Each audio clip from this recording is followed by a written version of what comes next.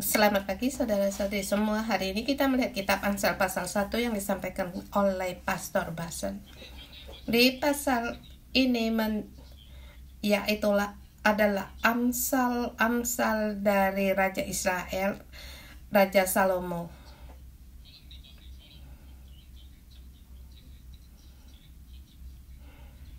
Mungkin ini adalah amsal-amsal yang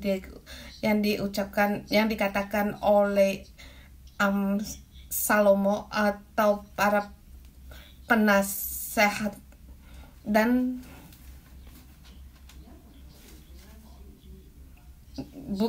punya hikmat bukan berarti dia bisa seluruhnya melaksanakan kehendak Allah, tetapi mendengar hikmat itulah yang bisa menyelesaikan kehendak Allah. Seperti dikatakan oleh Pokon tadi, kita harus pun mendengar, sebab pada akhirnya Raja Salomo juga tidak mau mendengar. Seperti di kitab Amsal yang terakhir dikatakan, istri yang cakap siapa yang mendapatkannya, dia mempunyai 700 istri, 300 istri 700 lir, dia tidak mau mendengar. Ayat kedua dikatakan untuk mengetahui hikmat dan dididikan, untuk mengerti kata-kata yang bermakna. Di sini mengatakan, apakah itu hikmat?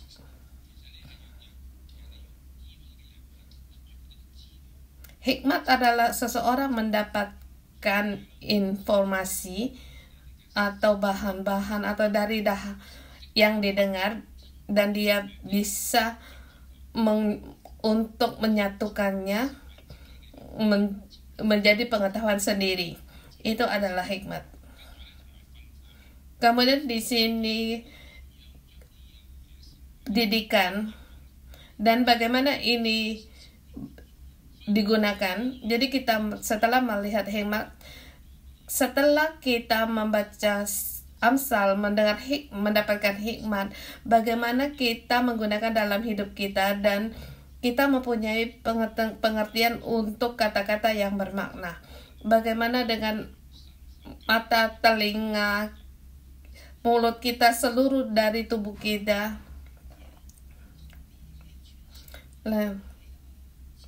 Dari semua ini untuk menerima bahan-bahan ini, kata-kata yang bermakna. Dan di sini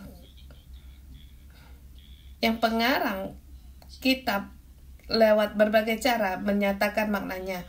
Jadi kamu harus bisa membedakan.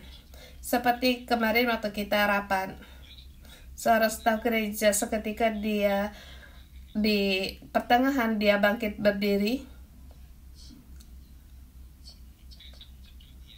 mengambil barang-barangnya, kemudian dia mundur ke belakang. Kemudian dalam hati saya berpikir, mengapa kamu pergi? Dia melihat saya, kemudian memperlihatkan tanda ini. Apa artinya? Untuk cek darah. Dia tidak memberitahukan kepada saya terlebih dahulu, tetapi ekspresinya memberitahukan saya. Jadi kita harus belajar untuk menerima info-info ini.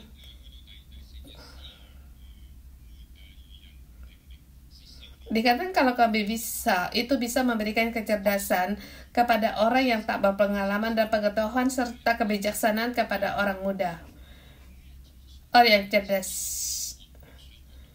dia orang yang tidak berpendidikan, yang tidak bisa surat, tetapi dia pun mengerti. Dan anak muda, orang yang tidak berpengalaman, bisa menerima hikmat, menerima rancangan bagaimana, dia tahu bagaimana untuk melakukannya. Dan jika didengar bagi orang bijak, itu akan menambahkan ilmu. Orang yang berhikmat selalu merasa diri tidak berhikmat. Saya ingat paman saya, dia orang yang tidak banyak pendidikannya, tetapi kata-katanya selalu mengingat di otak saya. Belajar sampai tua, bekerja sampai tua. Jangan berhenti untuk belajar. Bagi saya ini membawa pengaruh bagi saya sangat besar. Jadi sampai seumur saya, apa itu AI? Bagaimana mengerjakannya? Bagaimana untuk menulis aplikasi? Saya ingin tahu. Jangan punya hati untuk berhenti untuk belajar. Jadi jangan merasa cukup dan tidak mau belajar. Tidak usah belajar. Kemudian dikatakan di sini orang yang berpengertian memperoleh bahan pertimbangan. Di dalam kehidupannya sehari-hari, pengertiannya, pengalamannya itu dihidupkan, dilakukan. Ayat ke-6, untuk mengerti amsal dan ibarat perkataan dan teka-teki orang bijak.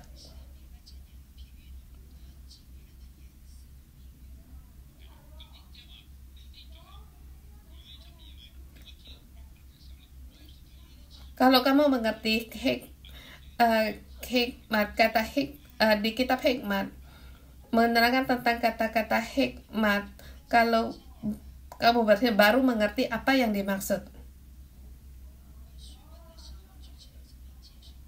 dan bagaimana menerima hikmat.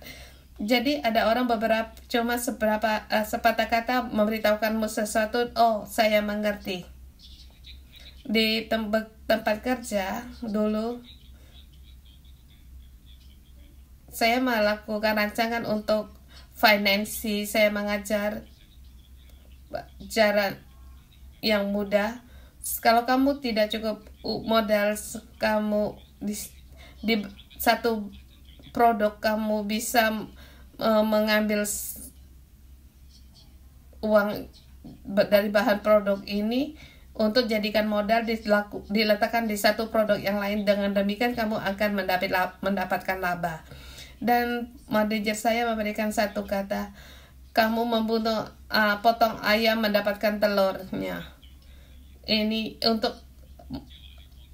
keuntungan sementara. Sesungguhnya kalau kamu potong ayam, maka ayam dipotong sudah tidak ada telur. Kalau ayamnya tidak kamu memotong ayamnya, maka setiap hari kamu punya telur untuk dimakan. Saya berpikir ada benarnya, jangan lakukan hal itu. Dan kamu mulai dengan cepat untuk mengerti bagaimana akan pendapat seseorang dan melakukannya. Dan juga mengerti apa yang Tuhan katakan kepadamu, apa maksudnya. Dan yang ketujuh, seluruh kitab Amsal terpenting yaitu takut akan Tuhan adalah permulaan pengetahuan, tetapi orang bodoh menghina hikmat dan didikan.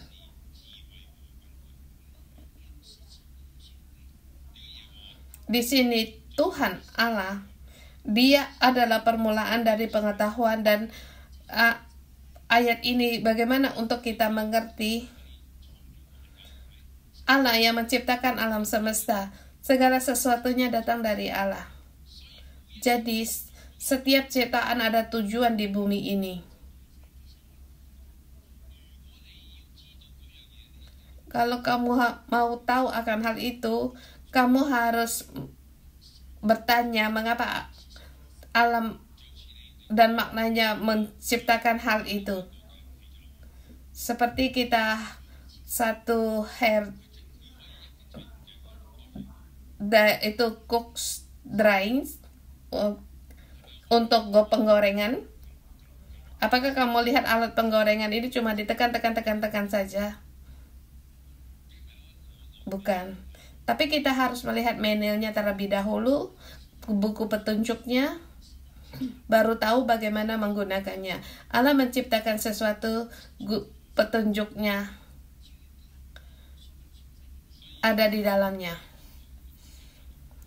Jadi Alkitab adalah buku petunjuknya itu. Jadi kamu harus mengerti, kamu bertanya kepada Allah, maka itu kamu akan tahu.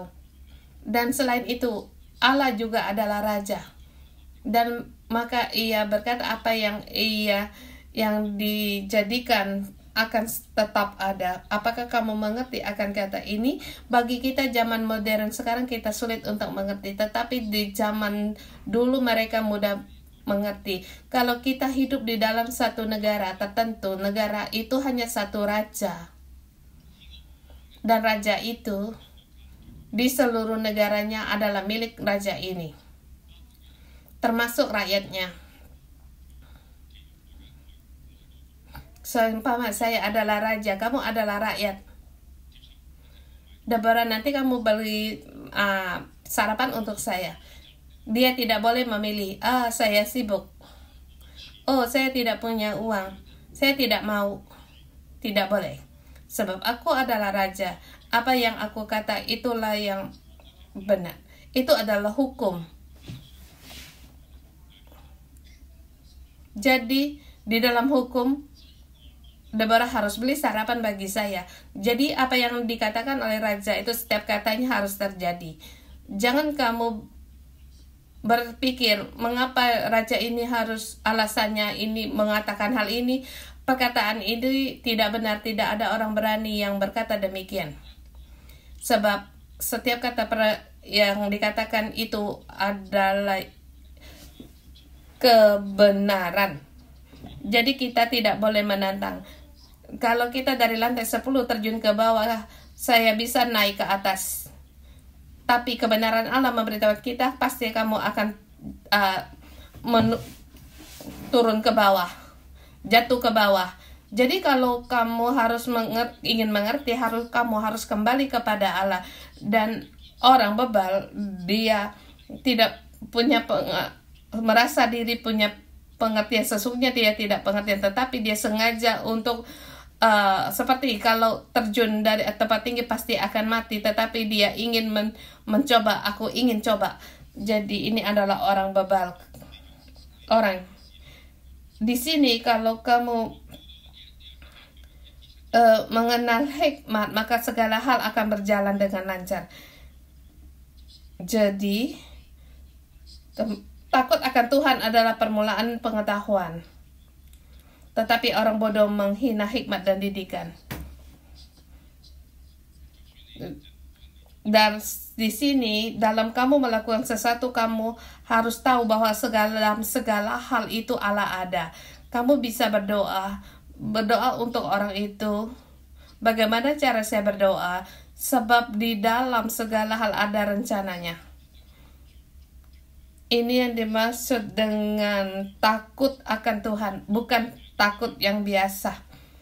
Kemudian 8 sampai dengan 19. Dengarlah didikan ayahmu dan ibumu. Ayah dan ibumu selamanya baik, tujuannya baik untukmu, dengan mengajar yang terbaik bagimu. Sebab kamu adalah anak-anaknya. Jadi kalau kita tidak menghormati ayah ibu kita adalah satu hal yang paling bodoh. Memang secara manusia kita selalu berkata, ayah ibu sangat menyesakkan, kamu berkata banyak itu merusingkan. Tetapi tujuannya baik untukmu. Jadi itulah sebab dia akan menjadi karangan bunga yang indah bagi kepalamu dan kalung bagi lehermu. Dia memberikan kehormatan bagimu. Kamu menghormati ayah dan ibumu, kamu sendiri pun akan dihormati. Ini adalah ayat ke-10, adalah nasihat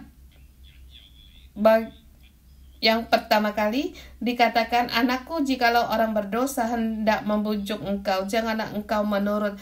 Apa yang dimaksud di sini?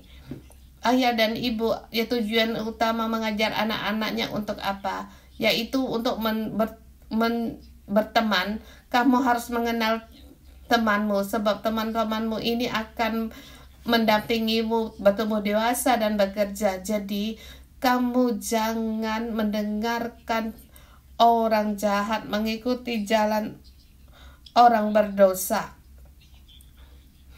Ini memberitahukan kepada kita, pendamping kita atau sahabat yang di sebelahmu itu sangat penting. Kalau kamu mengenal orang yang takut akan Tuhan dan kamu selalu bersamanya, maka hidupmu akan berbeda. Dan saya melihat ini, saya berpikir pada diri saya sendiri. Saya baru keluar kerja dan baru menikah. Permulaan dari hidup saya yang baru, perjalanan hidup yang saya baru, saya mengenal Pastor Joshua dan Simo. Mereka yang menyuruh saya dari Hong Kong pulang ke Kanada. Sebab saya sendirian di Hong Kong, saya merasa sangat berhasil. Dan juga lancar dan dudukannya punya jabatan yang lumayan. Tetapi saya terpisah dengan istri saya. Dan tentu saja di dalamnya banyak sekali godaan. Jadi Pastor Joshua menyuruh Ruby untuk memberitahukan kepada saya untuk pulang ke Kanada. Jangan tinggal di Hong Kong. Akhirnya saya mau mendengar. Tetapi saya waktu pulang ke Kanada, saya tidak mendapatkan pekerjaan yang baik. Kalau di Hong Kong saya seorang insinyur. Saya di Kanada sebagai perakit komputer. Mendengar katamu, saya sekarang menjadi orang di merakit komputer. Tetapi perlahan saya bersama dengan Pastor Joshua Simo, saya menemukan hidup saya mulai berubah. Terlebih lagi saya melihat melihat anak-anak saya di dalam Tuhan, mereka bertumbuh dengan baik. Tentu saja saya dengan Ruby juga dibangun oleh Allah. Mereka selalu menemani kami. Jadi yang menemanimu itu sangat penting, pendamping sangat penting, dan kamu harus memilih orang-orang yang bagaimana. Mereka orang-orang yang bagaimana. Di sini dikatakan, jikalau mereka berkata, marilah ikut kami, biarlah kita menghadang darah, biarlah kita mengintai orang yang tidak bersalah dengan tidak semena-mena. Biarlah kita menelan mereka hidup-hidup seperti dunia orang mati, bulat-bulat seperti mereka yang turun di keliang kubur. Ia melakukannya menyakiti orang lain. Di ayat ke-10 dikatakan, ayat 12, mereka di situ untuk agar seperti menelan mereka hidup-hidup bulat-bulat turun ke dunia orang mati. Di sini bulat-bulat artinya di seluruhnya menyakiti, mencelakai mereka dan merampasi mereka. Maka kita akan mendapatkan banyak harta benda yang berharga dan juga rumah dipenuhi dengan hasil rampasan, kemudian bersama kita bagi-bagikan. Jadi di sini kita dengan buang undi, dengan pundi-pundi, artinya apa? Keegoisan, menghitung diri sendiri demi keuntungan diri sendiri, untuk sendiri rugi orang lain. Kalau kamu demikian, janganlah mengikut orang-orang demikian, sebab kamu tidak tahu kapan mereka akan menelan kamu. Hari ini dia mencelakai orang lain, ini mungkin suatu hari dia akan mencelakai kamu. Jangan ikuti orang yang demikian. Jadi dikatakan, hai anakku, janganlah engkau hidup menurut tingkah laku mereka, tahan kakimu daripada jalan mereka. Kemudian terus dikatakan, kaki mereka lari menuju kejahatan dan bergegas untuk menumpahkan darah. Di sini pengarang mengatakan satu kata petunjuk. Mereka adalah seperti jaring yang dibentangkan di depan segala yang bersarap. Di sini ada jaring adalah satu perangkap. Mengapa burung bisa terperangkap? Sebab di depannya hanya melihat makanan yang di depannya. Pada saat kamu memakan umpan atau makan depannya, maka perangkap itu akan segala dibentangkan dan menangkapmu. Orang ini hanya mengutamakan keuntungan, tidak memikir akibat, dan akhirnya orang ini akan menumpahkan darah. Dikatakan padahal mereka menghadang diri mereka sendiri, mengintai nyawamu. Demikian pengalaman setiap orang yang loba akan keuntungan gelap dan mengambil nyawa orang yang mempunyainya. Akhirnya, keinginan hati merusak dirimu sendiri, mencelakai dirimu sendiri. Jadi janganlah mengikut orang-orang atau mendampingi orang-orang yang demikian. Tapi pilihlah pendampingmu. Kemudian 20 sampai dengan 33. Hikmat tiada terbatas. Di sini dikatakan hikmat sangat murah. Ya, berseru di jalan-jalan, di lapangan, memperdengarkan suaranya. Di atas tembok berseru-seru, di pintu-pintu gerbang mengucapkan kata-katanya.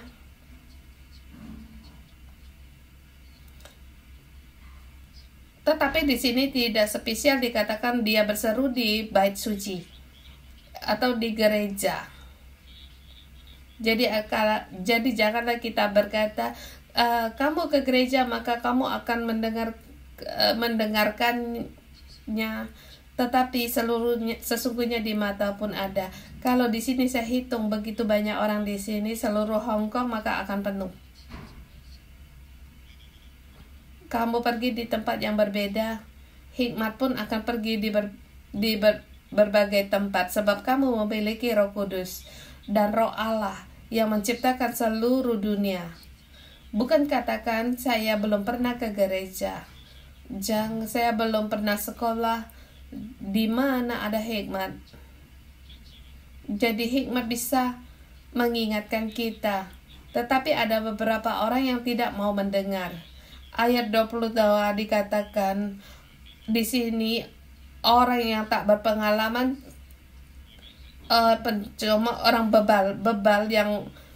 orang bebal benci kepada pengetahuan. Orang bebal mereka yang tidak punya belajar, tak pernah sekolah dikatakan. Mengapa dikatakan bebal? Kalau kamu pernah menginjilkan, berbicara dengan seseorang, maka orang itu berkata, oh aku tidak sekolah, aku tidak bisa surat, oh saya tidak tahu. Kamu katakan kepadanya, saya tidak tahu. Mungkin kamu pernah bertemu orang yang demikian. Saya merasa, aku orangnya demikian, aku memang tidak bisa. Jadi hikmat tidak bisa masuk kepada orang yang demikian. Walaupun kamu tidak pernah bersekolah, asal kamu menerima Roh Kudus, maka kamu akan menerima hikmat, maka kamu akan mengenal segalanya, tahu segalanya. Pencemooh suka para pencemooh suka mencemooh. Di sini mereka itu adalah seperti meremehkan, menghina. Oh, percaya Yesus, saya tahu. Oh, kamu orang Kristus, selalu bilang percaya Yesus. Oke, nanti saya akan percaya. Nanti merasa, oh saya paham, saya ngerti, tidak usahlah, ini tidak cocok untuk saya. Orang bebal benci pada pengetahuan. Apa yang dimaksud dengan bebal? Dia orang yang punya pengetahuan dan punya pendidikan, tetapi salahnya di mana? Keras kepala.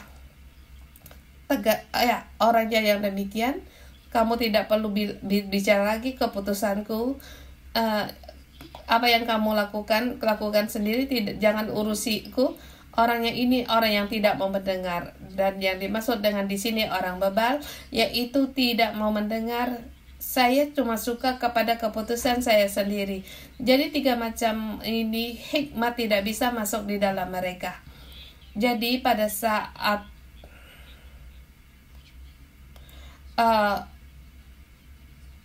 di sini berpaling kepada kamu untuk teguran, sesungguhnya Roh Kudus akan segera masuk di dalam. Roh Kudus masuk di dalammu bisa mengubah seseorang dengan sekejap.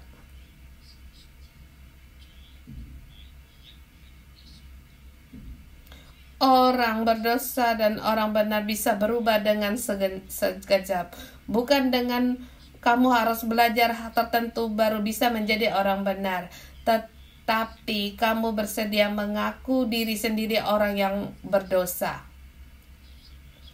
menerima keselamatan dari Yesus, pada saat itu hidupmu akan berubah. Dan hikmat pun sama.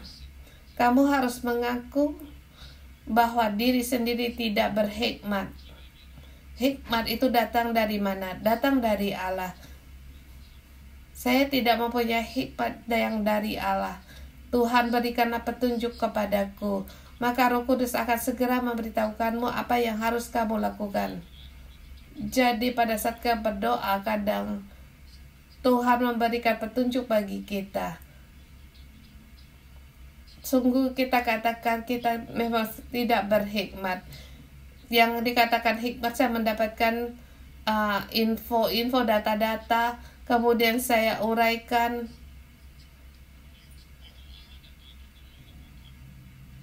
Kalau bertepatan, dikatakan mimbar ini, saya menatap dia dan saya merasa mimbar ini terbuat dari aklin. Depannya datar, tebus pandang, tetapi di sebelah sini saya tidak dapat melihatnya tanda salib. Orang bertanya kalau akalik yang terbuat dari plastik yang bening, saya tidak bisa melihat tanda salib.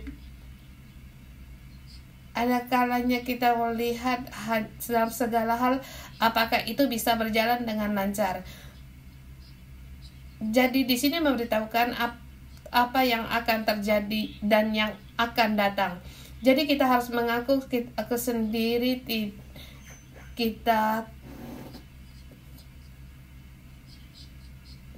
harus menerima pertolongan dari Tuhan. Dan bagaimana bisa menjadi orang yang berhikmat. Di ayat 23 dikatakan, berpalinglah kamu kepada teguranku, yaitu janganlah bersikeras kepada jalanmu sendiri, tetapi ikutilah dari bimbingan hikmat.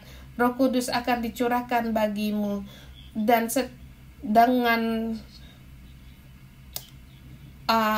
memberitahukan perkataanku kepadamu. Ini satu keputusan yang sekejap. Sesungguh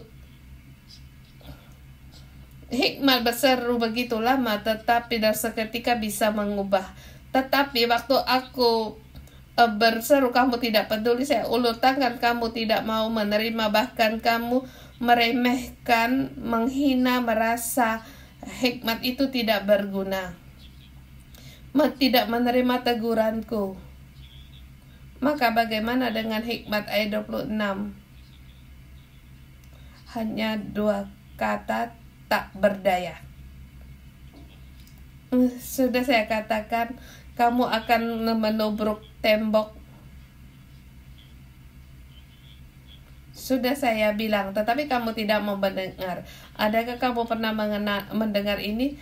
Sering-sering kita mengajar anak kita demikian. Waktu saya mengajar anak saya untuk melepaskan tali sepatu, dia masih bersikeras untuk melepaskannya sendiri. Dan bagi saya, akhirnya semakin diingat juga semakin kencang.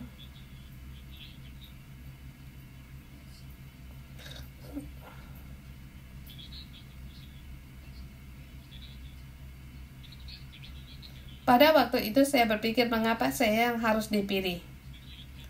Kamu semakin lakukan semakin sulit untuk dimengerti. Ini adalah perasaan, dan ini juga perasaan dari Allah. Sederhana saja. Jangan sampai melukai atau terluka baru kemudian berkata tidak punya Allah. Sesungguhnya tidak perlu demikian.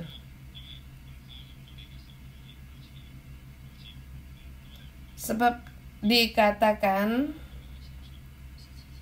27, apabila datang kedahsyatan datang di atasmu seperti badai, dan celaka melanda kamu seperti angin puyuh, itu adanya dengan seketika, kamu tidak dapat menanggapi. Dan pada waktu itu mereka akan berseru padaku, tetapi tidak akan kujawab. Mereka akan tekun mencari aku, tetapi tidak akan menemukan aku. Artinya kamu telah melewati waktu, kesempatan. Kamu bisakah kembali untuk menggunakan hari esok, dan dimulai kembali? Tahun kemarin kamu ketinggalan melakukan sesuatu. Apakah kamu bisa kembali ke tahun kemarin? 1 menit sebelumnya saya lupa akan sesuatu, tapi apakah kamu bisa kembali di 1 menit kembali ke sebelumnya untuk mengambilnya? Sesungguhnya setapak demi setapak seperti bayang, seperti janganlah kamu seperti waktu telah berbaring di atas ranjang, kamu berkata, Tuhan, aku mau mengajarmu. Kalau tahu akan hal ini ada baiknya 10 tahun kemarin saya menanggapimu. Sayang, semua sudah terbalik, sudah terlambat. Kamu tidak bisa berbalik kembali lagi ke 10 tahun yang lalu. Segala sesuatu akan menentukan kamu bisa masuk dalam nasibmu ke berikutnya. Jadi jangan menunggu terlalu lama. Setiap hari menerima nasihat Allah. Oleh karena mereka benci kepada pengetahuan dan tidak memilih takut akan Tuhan. Apa artinya yang dikatakan Yesus, kalau kamu mengasihi aku, lakukannya apa yang ingin ingin aku kerjakan kepadamu. Kalau kamu tidak melakukan apa yang aku kerjakan, sesungguhnya kamu tidak mengasihi aku. Allah memberikan pengetahuan bagi kita mengerti, lakukanlah. Demikianlah kamu mengasihi Allah. Akan teguran Allah, nasihat Allah itu sangat penting. Kalau kita melihat sebelah ada ke saudara kita, ya Tuhan, apakah saya sungguh untuk minta maaf kepadanya? Pada saat kamu minta maaf, maka Allah berkata, kamu sungguh baik, sungguh baik. Ini tanggapan kita terhadap cinta kasih Allah. Kemudian dikatakan,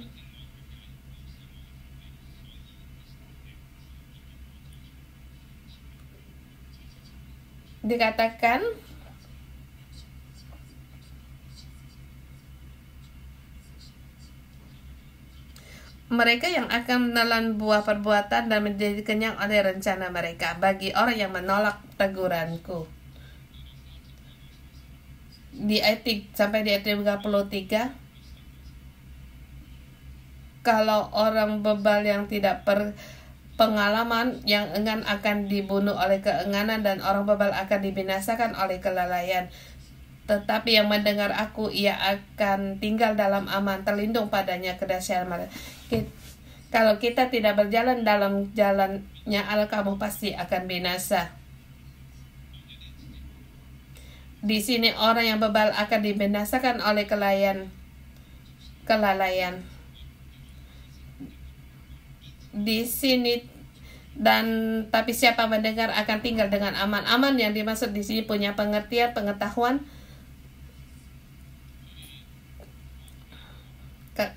Dengan demikian kamu akan terlindung dari segala malapetaka. Dahulu kita menginjilkan kepada sekolah yang bukan Kristen. Saya berkata kepada dia, saya dalam mata pelajaran agama saya mendapatkan 100 nilai. Saya tahu menghafalkan Alkitab, tetapi dia tidak mau mendengar. Dia orang bebal. Akhirnya kita dikatakan, siapa mendengar aku, ia akan tinggal dalam aman, terlindung daripada kedahsyatan malapetaka. Kata ini adalah tanggapan Yesus di perjanjian baru, berkata demikian. Jadi perjanjian lama, 1 Korintus pasal 1 ayat 13. Silakan baca. Mengenal akan Kristus, ayat 21 di sini. Oleh karena dunia akan hikmat Allah, tidak mengenal Allah tidak mengenal Allah oleh hikmat, maka Allah berkenan menyelamatkan mereka yang percaya kepada kebenaran permintaan Injil. Kita harus, kalau kita mendengarkan Allah, maka kita akan tinggal, kalau kita mendengar hikmat, maka kita akan tinggal aman, terlindung dalam kedahsyatan malapetaka. Kiranya Tuhan memberkati kita. Kita renungan pagi cukup di sini.